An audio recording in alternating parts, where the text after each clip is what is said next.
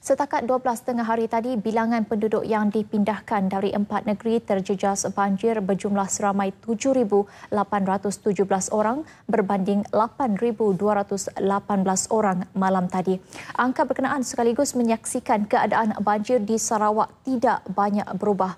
Sementara di daerah Beaufort, Sabah, menunjukkan jumlah penduduk terjejas yang dipindahkan semakin meningkat. Di Sabah, Portal Berencana Majlis Keselamatan Negara merekodkan terdapat seramai 1,373 orang masih berada di pusat pemindahan. Penduduk terjejas di daerah Beaufort adalah sebanyak 1,038 orang daripada 252 keluarga, Tenom 242 orang dan Sipitang 93 orang. Di Sarawak pula melibatkan seramai 5,631 orang selepas satu lagi pusat pemindahan dibuka malam tadi, menjadikan ketika ini 38 pusat pemindahan banjir disediakan di bahagian Kuching, Samarahan, Mukah dan Limbang.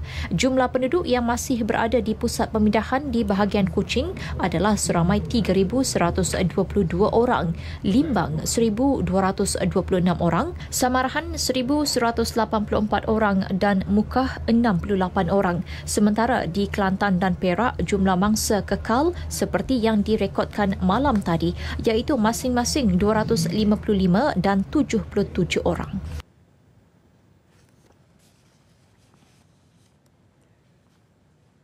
Bahagian Kuching diramal bakal mengalami air pasang besar sehingga 6.3 meter tinggi lewat petang nanti. Ini membimbangkan penduduk khususnya yang tinggal di kawasan rendah. Apatah lagi pagi tadi keadaan cuaca agak lembap dengan hujan renyai-renyai dan kadang-kala lebat di 1-2 tempat. Namun tinjauan awal pagi tadi mendapati air masih surut dan terkawal di kawasan barat Kuching. Sementara itu, Jabatan Meteorologi meramalkan bahagian Kapit akan mengalami hujan di 1-2 tempat termasuk di bahagian Miri dan Limbang. Bahagian lain pula diramal hujan sekejap-sekejap, kadangkala sederhana. Keadaan laut di perairan pantai Sarawak pula dilapor berombak setinggi 2.5 sehingga 3.5 meter dengan tiupan angin selaju 40 hingga 50 km sejam.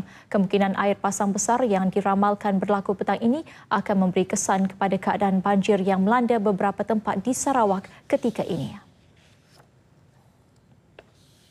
Pelancaran projek pembinaan rumah baru untuk penduduk terjejas banjir yang layak di Kuala Krai, Kelantan dijangka 29 Januari ini.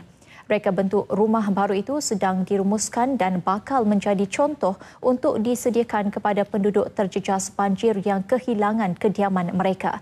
Menurut Datuk Seri Najib, pelancaran program pembinaan rumah di Kuala Krai ini juga merupakan contoh rumah pertama dalam bentuk baharu yang akan dilaksanakan kelak. Baginya, keadaan banjir yang menimpa negeri terjejas khususnya di pantai timur kali ini begitu serius dan amat membebankan rakyat.